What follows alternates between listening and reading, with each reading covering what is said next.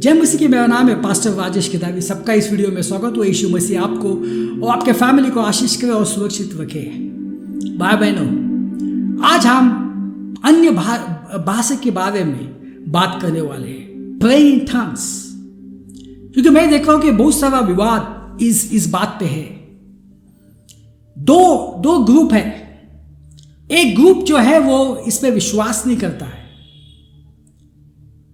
और एक विश्वास करता है मगर अधूरा विश्वास करता है। एक जो होता है कि एक जो है वो मजाक उड़ा रहा है, ये क्या आप बात कर रहे हो, राबांदा बाला बाला शिकरा, ये क्या है ये सब।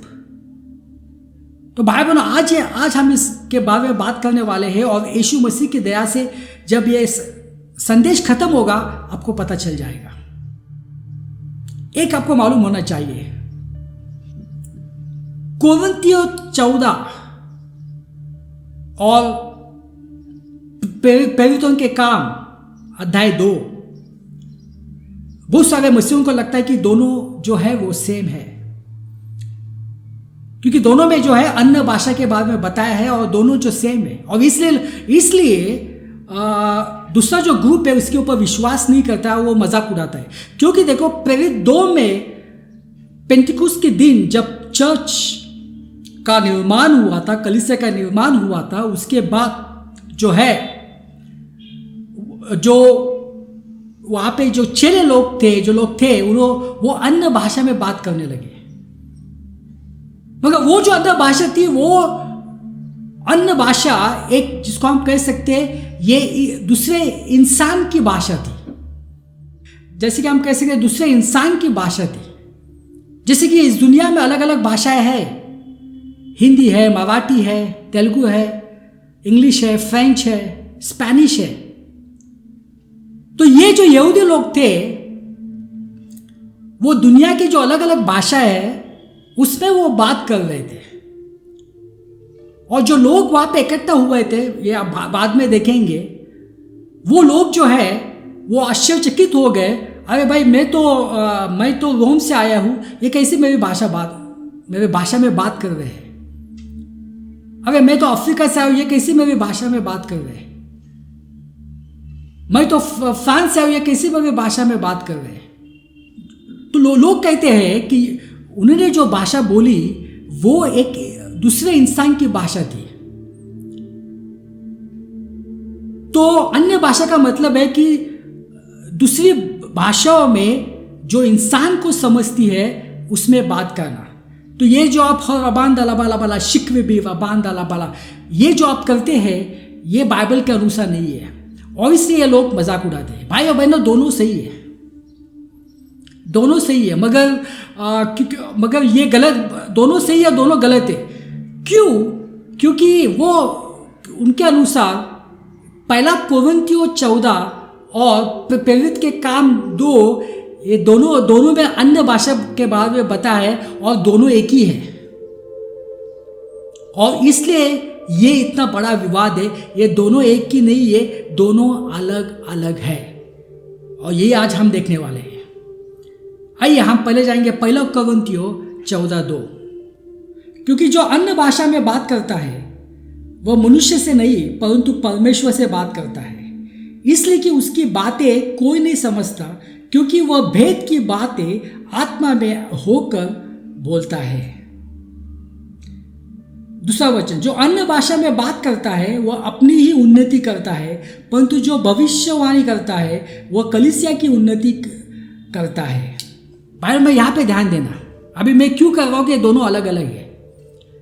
बहुत सारे मसीहों को लगता है पहला कोरिन्थियों 14 और प्रेरितों के काम 2 एक ही है, एक ही नहीं, अलग अलग है और इसलिए यह सब प्रॉब्लम है। यहाँ पे क्या लिखा है? क्योंकि जो अन्य भाषा में बात करता है वह मनुष्य से नहीं परंतु परमेश्वर से बातें करता है, इसलिए उसकी बातें कोई मनुष्य नहीं समझता, कोई नहीं समझता। मगर ये जो प्रेरित के काम पे जो चेले लोग थे, जो लोग वहां पे थे, जो भाषा बोल रहे थे, दूसरे लोग उसको समझ रहे थे। ऐसे नहीं कि समझ नहीं रहे थे, वो समझ रहे थे। मगर ये जो भाषा जो है ये कोई नहीं समझता है।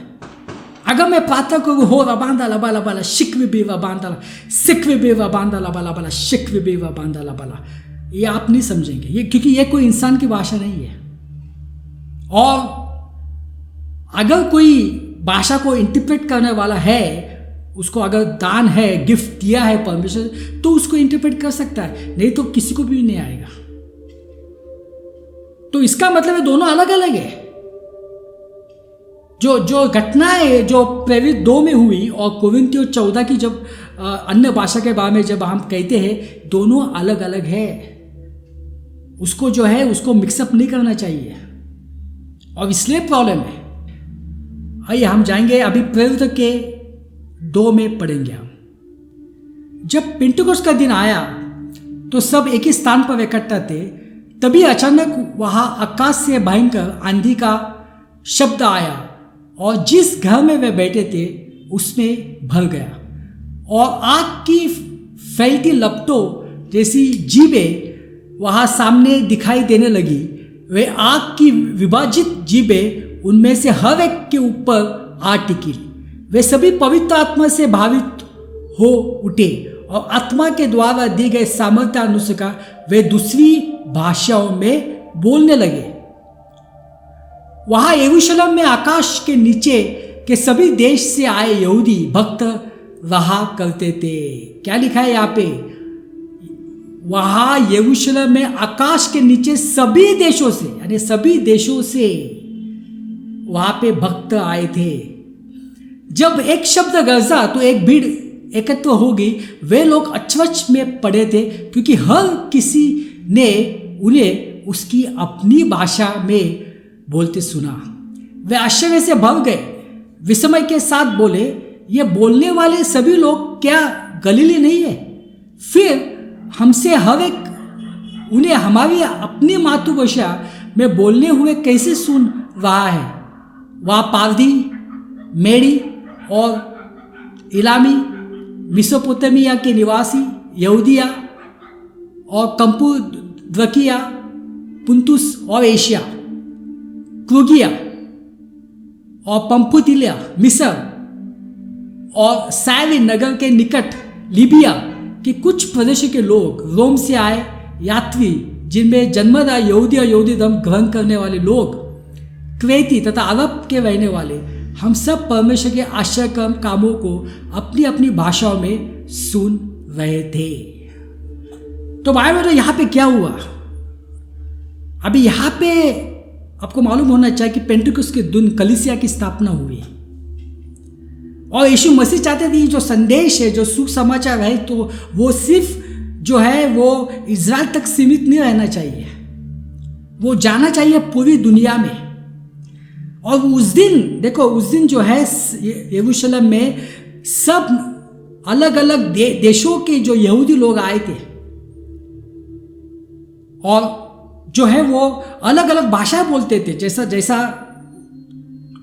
क्षेत्र वैसे वो भाषा बोलते थे, वो आए थे। तो परमेश्वर चाहते थे कि ये सबको जो है उनकी भाषा में जो है संदेश मिलना चाहिए, ताकि वो जब जाएंगे वे सुसमाचार उनकी जगह पे वो सुना सके। तो यहां पे क्या हुआ? यहां पे जो है ये सबने जो अन्य भाषा में जो बात की, ये एक कोई इंसान की भाषा थी। जो बात कर रहा था वो नहीं समझ रहा था, मगर जो दूसरा इंसान जो उसकी भाषा थी वो समझ रहा था और वो आश्चर्यचकित हुआ। जैसे कि यदि आप अगर जो फ्रेंच आदमी है उसके साथ आप फ्रेंच में बात करने लगे, कोई स्पेन का है आप स्पेनिश बात करने लगे, कोई अरबिया का है अपने अरबिक बात करना चालू किया, तो वो आश्चर्यचकित हो जाएगा। वैसे यहाँ पे ऐसे ही हुआ। तो भाइयों बहनों, कोरिन्थियों 14 और प्रेरितों के काम 2, यहाँ पे ये 2 घटनाएं जो है वो अलग अलग है, तो इसलिए दोनों को मिक्सअप नहीं करना चाहिए। तो जो अन्य भाषा में बोलते हैं वो सही है, क्योंकि वो परमेश्वर से बात करते हैं, और सिर्फ परमेश्वर वो समझ सकता है। और यहां पे जो हो गया वो होगा एक मकसद के वजह से, क्योंकि चर्च की स्थापना हुई थी और ये संदेश सब दुनिया में जाना चाहिए था, और इसलिए वहां पे ये सब आश्चर्य कर्म हुआ। भाइयों बहनों, इसलिए आज लोग एक दूसरे के साथ अन्य भाषा को लेकर लड़ रहे हैं। दोनों सही है, मगर दोनों का एक प्रॉब्लम है कि वो कोरिन्थियों 14 और प्रेरितों के काम 2 को एक ही मानते हैं, और इस वजह से सब प्रॉब्लम हुआ है। आइए हम प्रार्थना करते हैं। पिता परमेश्वर, धन्यवाद देते हैं समय के लिए। ये सब प्रार्थना यीशु के नाम से करता हूँ, आमीन।